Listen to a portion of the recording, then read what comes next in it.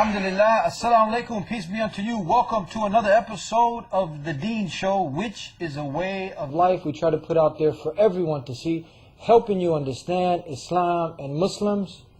I got a surprise for you today. Thank you for coming to the source to learn about Islam. Those of you that are already Muslims, I got a treat for you, a very special guest on the Deen Show. So we're going to take a break and bring out Dr. Sheikh Bilal Phillips. Sit tight, you don't want to go nowhere. Allah, there's only one God and Muhammad is his messenger. Allah, la ilaha illallah. Allah, there's only one. Assalamu alaikum, Sheikh. Wa alaikum salam wa rahmatullah. It's an honor to have you with us on the Deen Show. Thank you for coming on and being with us. My pleasure. You've been doing some great work, and I'm only so happy to be a part of it, to share in some of the blessings that are there for you in getting this word out to the people. Thank you very much. So our primary message is Islam, calling the people to surrender and to submit to the creator of the heavens and earth and not his creation. And this is one of the most basic things that the people procrastinate with, finding out who their Lord is. And then even some who've found out who their Lord is, procrastinating on doing the good that he's invited them to do. We want to talk about this, Sheikh. What keeps people from doing and putting off? The majority of people you talk to, yeah, they know they got to change. They know they got to do good, but they don't do the good. Why is this, Sheikh? I would say probably the main reason is laziness.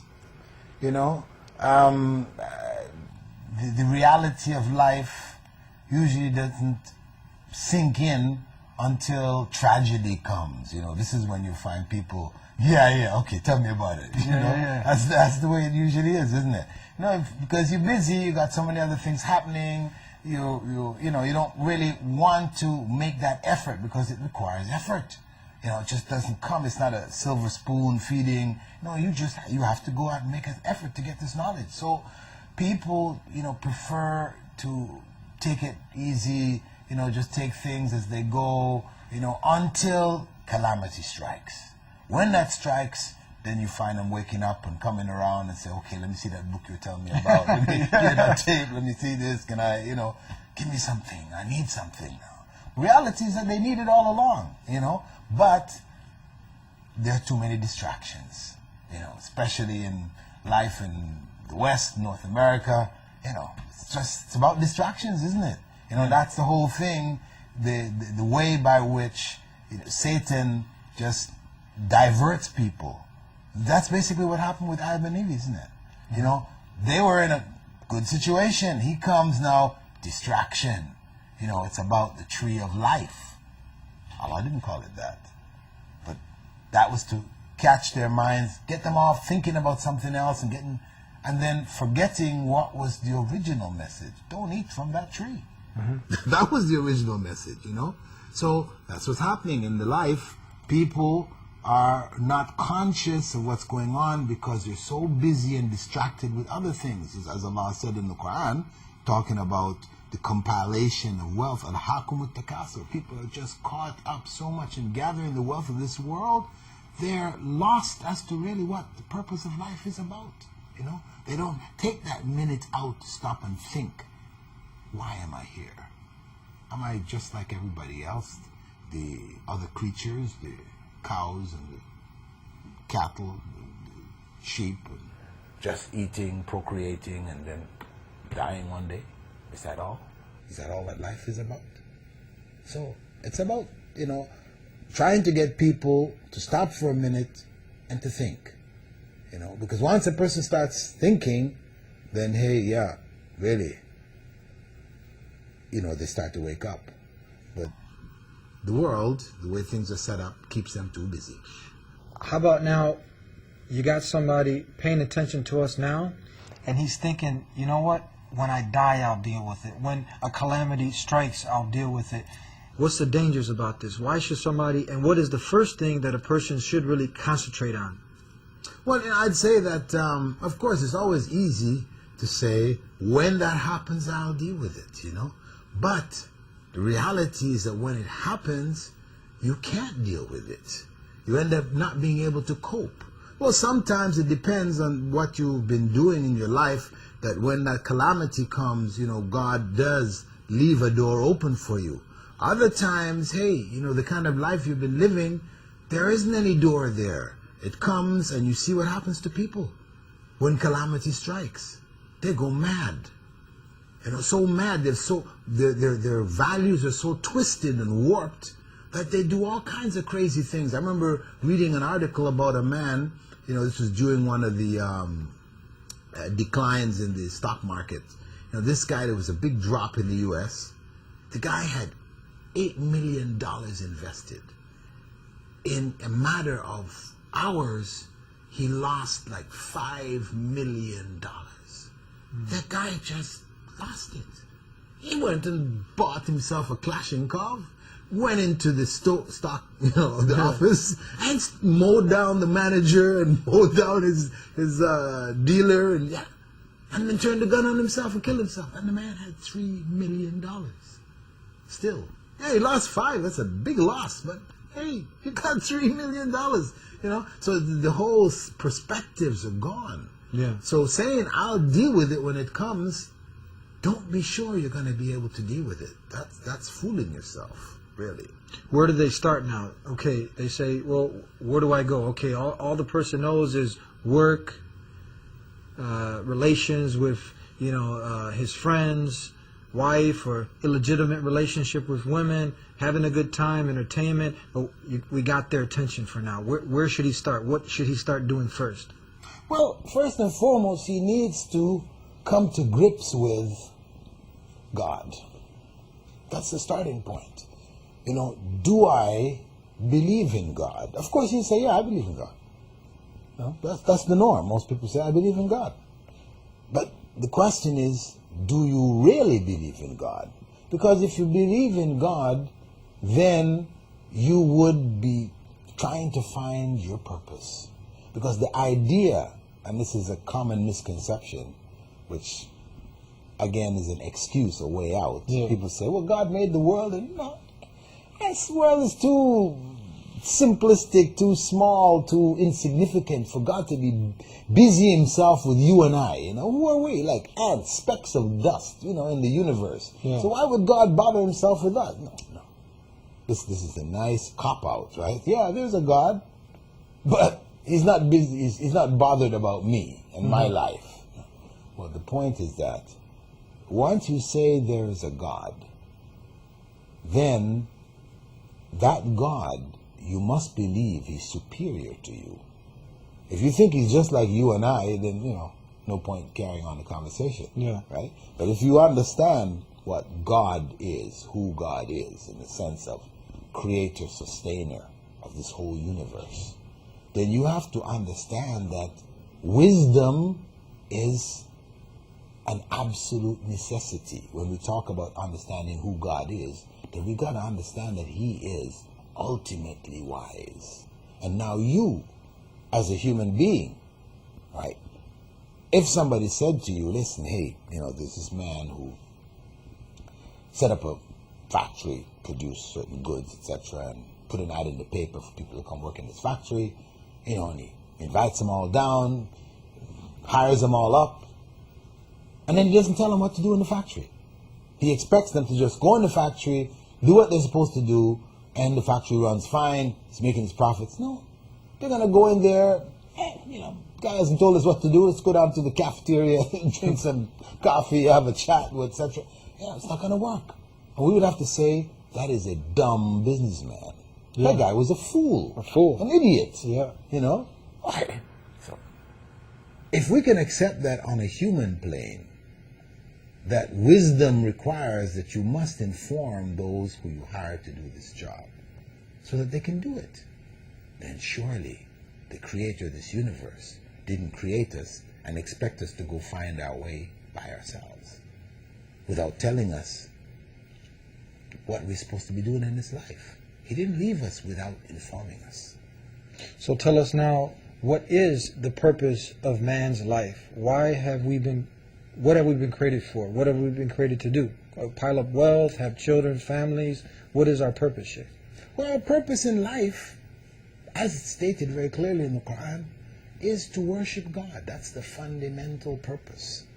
Then this purpose is relative to ourselves, first and foremost, because God doesn't need our worship. He is Himself. He's who He is. He is the creator, sustainer of the universe, whether we all worship or whether we don't worship. So the worship thing, in terms of purpose, is for ourselves. That worship enables us to reach the peak of humanity for which God created us, to be fulfilled in this world. That we utilize all of the abilities that God has given us in the best way possible. That we benefit others, we benefit ourselves, we benefit the world that we're in. You know, we're part of that beneficial process. That's where we're supposed to be. And worshiping God is what helps us to get there. Now, would a person be okay if he did his daily activities as he's doing, and then, you know what, he agreed with you and he says, okay, I'll do the worship one day a week or one day a month or during Ramadan, or if you're a Muslim? Is this what we're talking about? No.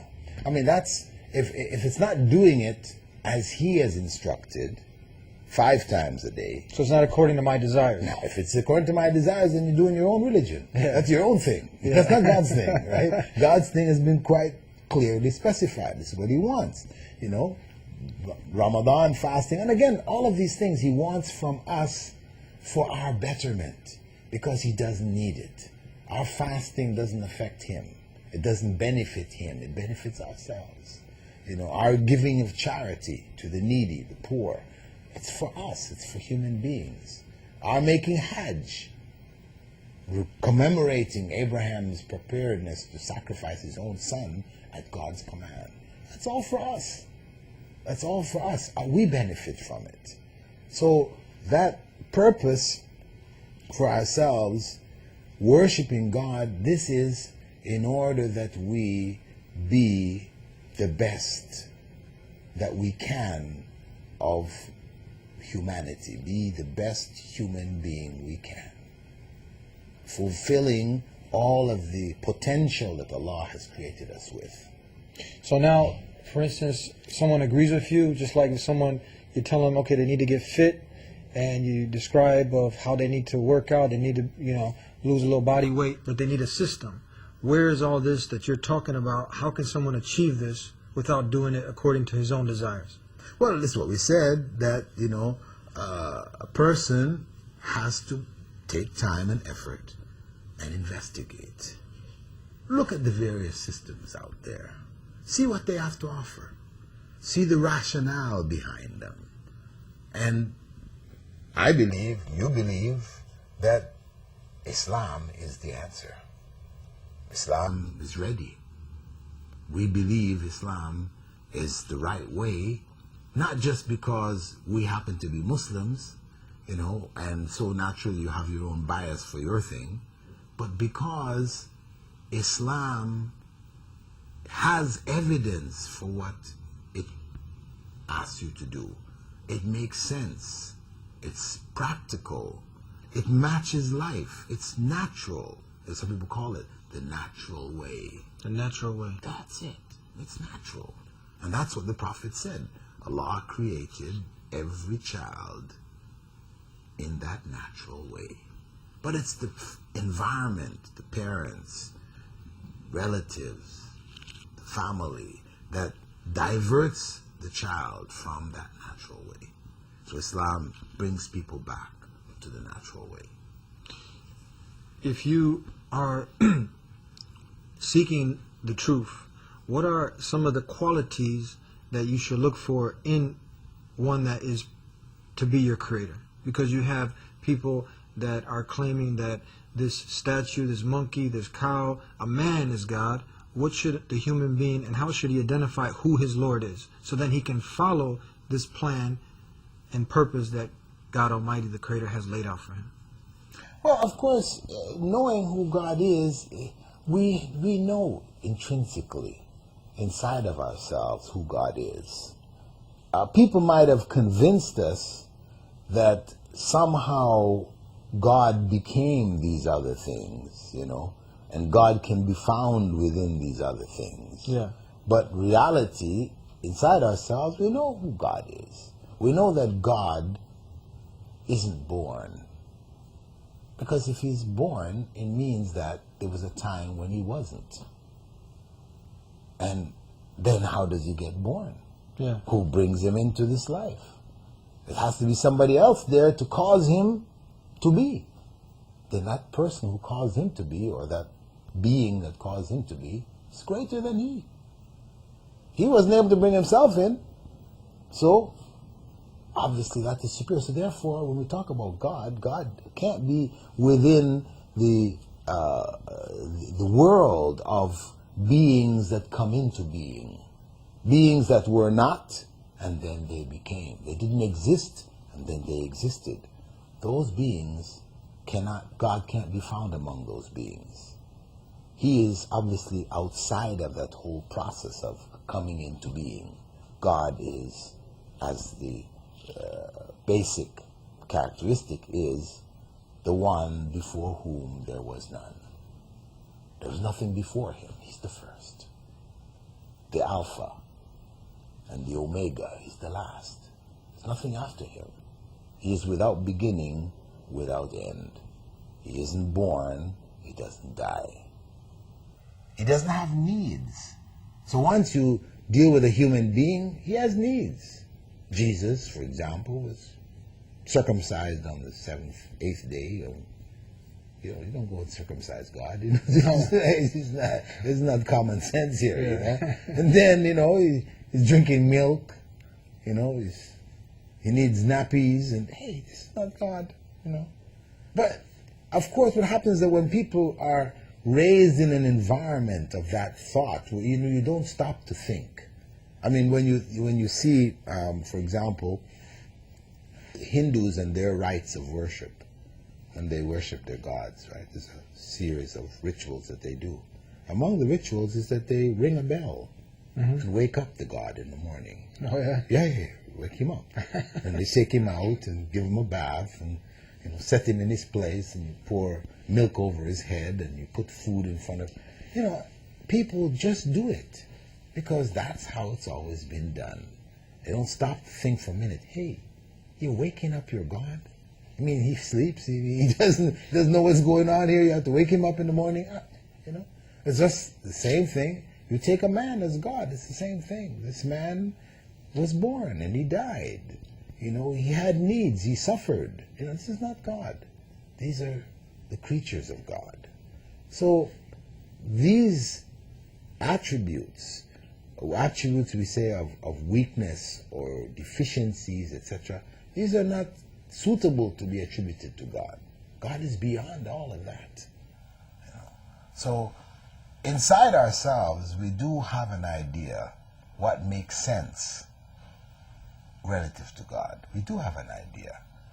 But people, due to how they're raised, the information that they've been fed, not hearing any alternatives, get used to certain practices and customs and beliefs and ideas. And you find them believing and doing the weirdest things. Yeah. You had mentioned Jesus, peace be upon him. What do we actually, for the non-Muslims who actually heard you say Jesus, and some people attribute him being God, what do we actually believe who is Jesus? Oh, we believe that Jesus was a messenger of God. And we worship the God of Jesus.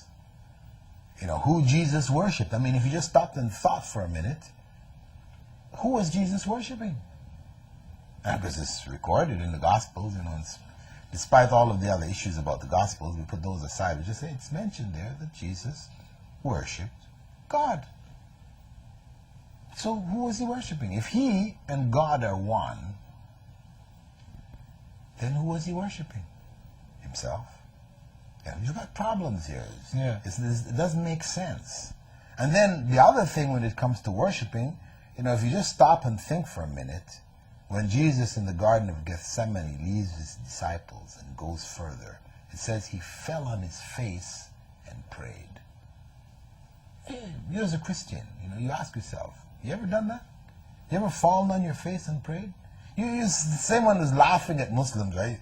Yeah, look at the man, he's got his behind stuck in the air. What kind of worship is that, But hey, that's what Jesus did. Yeah. That's how he worshipped, The signs are there if you're looking. If you're not looking, if you're just in that, automatic mode, church is Sunday, you slide in with everybody else, you slide out, there's no thinking process here. You just sliding in. Yeah, it's a feel good thing, They sing some songs. Band is playing. You feel the spirit, What kind of spirit you're feeling is something else, but that's it. There's no thought process involved here. Yeah. There's no coming to know God and coming really closer to God. This is one of the things which I know many of the Americans who had come over to Saudi Arabia years back when I'd met a lot of the troops that had come for the Gulf War, and I met up with some of them and showing them around Saudi Arabia, different parts of. These were the troops. Yeah, had come there. And after the thing, before they got processed and sent home, I took a number of them into the mosque. Of course, they were shy to go in at first because they had been given strict orders. Don't come within 30 meters of a mosque. You just pass it by it. Distance. Don't even come near it. Right? This is their place of worship. Of course, we have no issues about it. Come on in. So, yeah, really. Took off their shoes. They came in. And inside the mosque, they sat, look, it's nothing. No chairs, no, elaborate this, that, or the other. It's very plain, very simple. And then they observed worship, how Muslims worship. And they, a number of them said to me, I said, hey, this is worship. What we're doing back home, pulling out the guitar and the drums, and that's something else altogether, man. It's not worship. It's after party. It's disco. Yeah. If everybody got the spirit, that's not worship, man. That's not really worship. The serenity that's there, where one really feels in communion with God. That's the real worship. So I think that if a person just stops and thinks for a minute, that's not the way Jesus worshipped. Jesus and his disciples, they were not doing the things that people do now in the church. Just stop and think for a minute. Yeah. Why? They had song and dance then.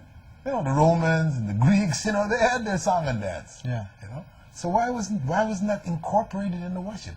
That's a man-made thing. Men added that at a certain point in history and time to make, worship more entertaining, to keep more people coming in, putting money in the plate, keeping the priest, well taken care of, the minister.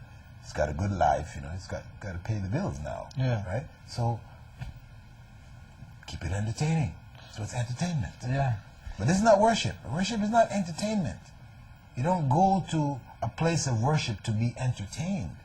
You're going to that place of worship to communicate with God, to be in communion with God, to reflect on the Word of God and have that Word have an impact in your lives, guide you. You come out of that worship guided, finding the way, not being, entertained and massaged and, no, that's not real worship. A couple more points before we come to the end. I'd like to thank everybody for sitting tight. Inshallah, everybody can benefit. We want to ask you, Sheikh, tell us, now we talked about who Jesus, peace be upon him, is, a true messenger of the creator of the heavens and the earth, and that he is not God, never claimed to be God, but someone on the other side says, well, he's the son of God. What do they mean, Sheikh? How do we respond to this? Well, there's a simple way to look at this. If we say that Jesus was the Son of God, we know that the son of a dog, a puppy, is a little dog. Yeah. Son of a cat kitten is a little cat. Then what's the son of a god? A little god? So now you got a big God and a little God? Yeah. What happened to the one God?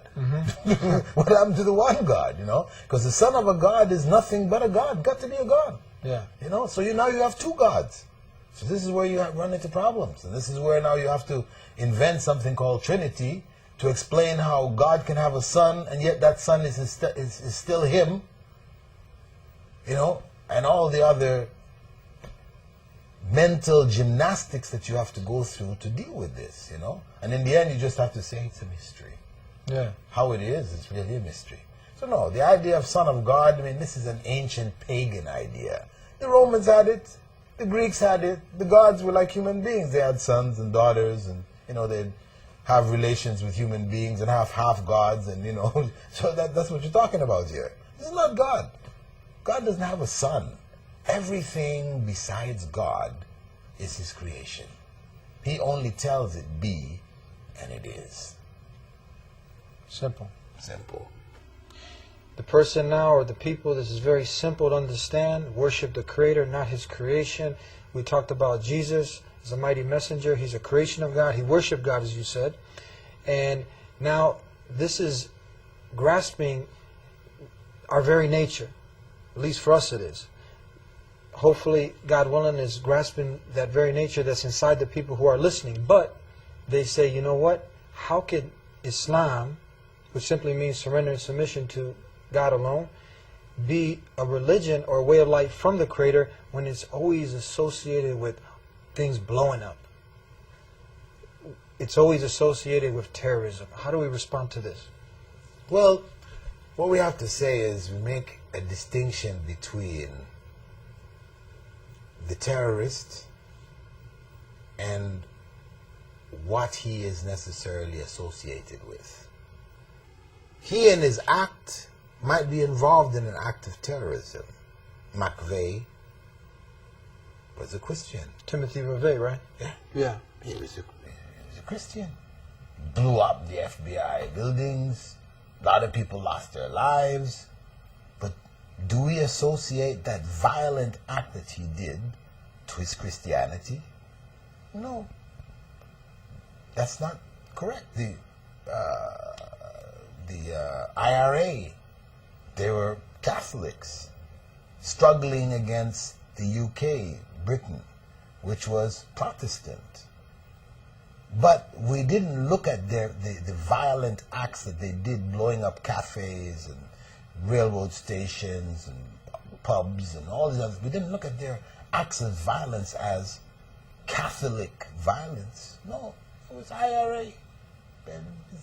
Military activity, which was illegitimate or legitimate or whatever. We don't associate the two.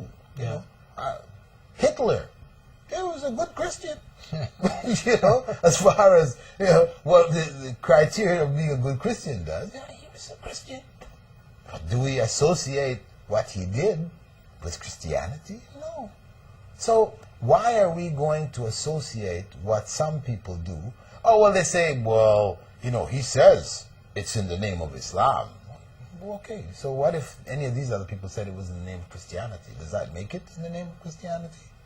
No. But the fact that Muslims, because of the fact that they are more in touch with their religion, and they try to relate whatever they do back to their religion, because religion plays a bigger role in the lives of Muslims than it does in Christians and others, right? It's more intimately interwoven.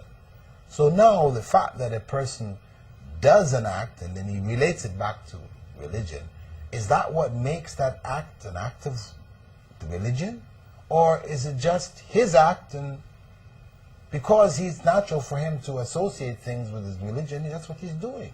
If we want to know what the religion actually says, we have to go and read it. We have to find out. We have to find out the truth. When 9/11 happened, what did Bush say? Bush was the first one to get on the television and say, this is not an act of Islam.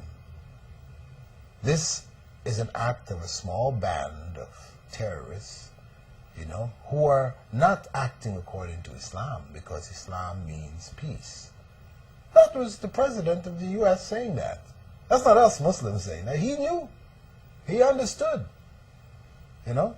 So we say, you want to know the truth? Then go to the source.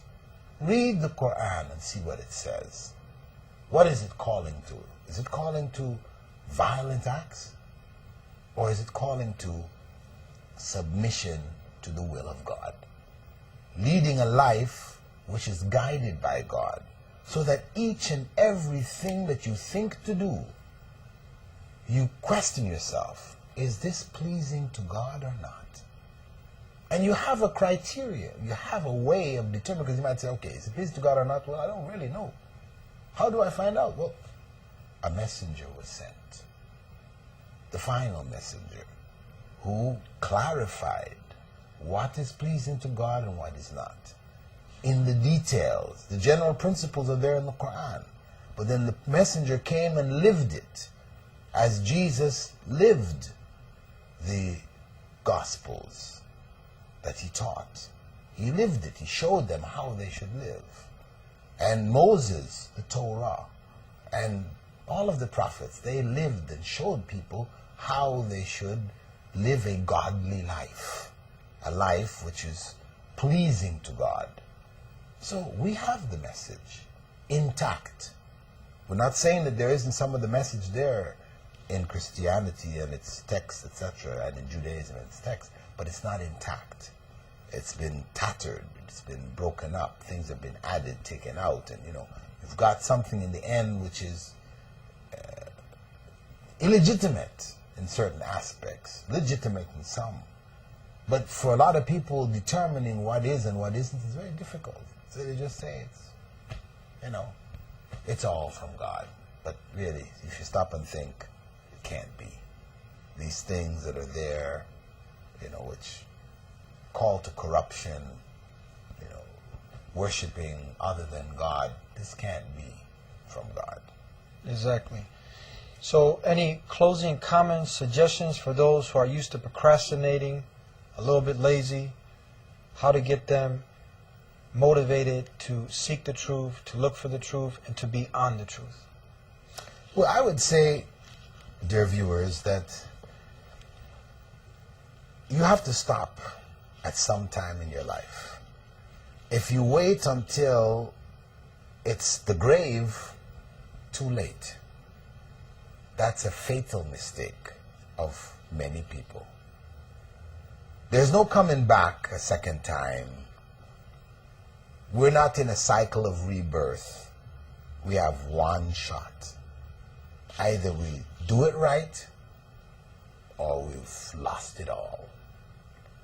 So, if it is the destiny of God, you were flipping through the channels and you saw us here chatting and you say, okay, what are these guys talking about?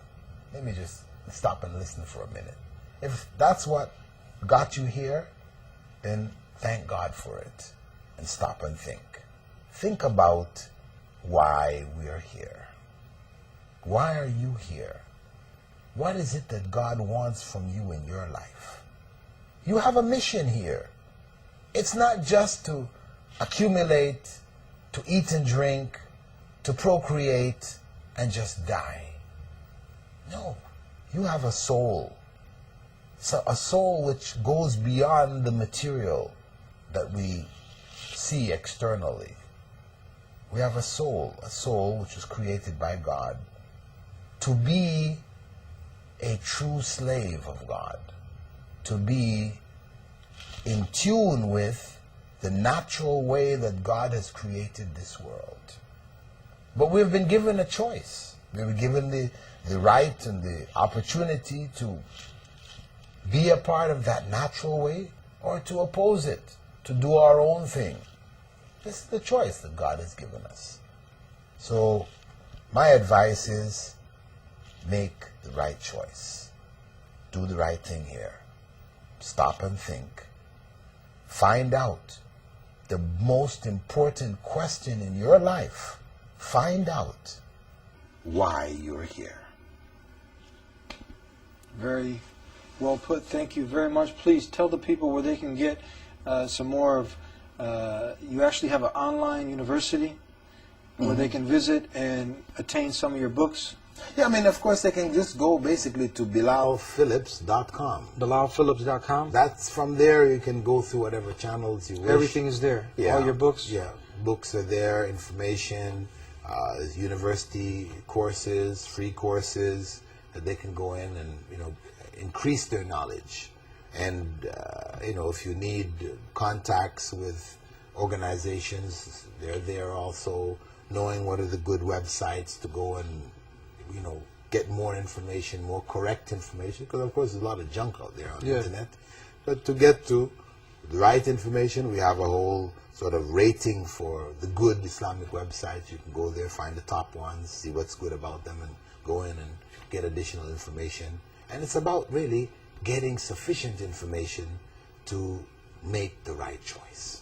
Jazakallah Hadith, thank you very much for being with us. Inshallah, we look forward to having you again. And I'd like to thank everybody for sitting tight, sitting through another episode of the Deen Show. You've learned Islam simply means surrender and submission to the Creator of the heavens and the earth, and not His creation. It's a complete way of life for everybody. Islam is not about terrorism or terrorizing people. And again, thank you for coming to the source to learn more about Islam. Come here every week at thedeenshow.com. If you missed us at the TV station in Chicago, you can view all of our shows at thedeenshow.com, THEDEEN show. Until next time, assalamu alaikum, peace be unto you. Subhanallah, walhamdulillah, wa la ilaha illallah, wallahu akbar, wa la hawla wa la quwwata illa billahi al-aliyyil azim.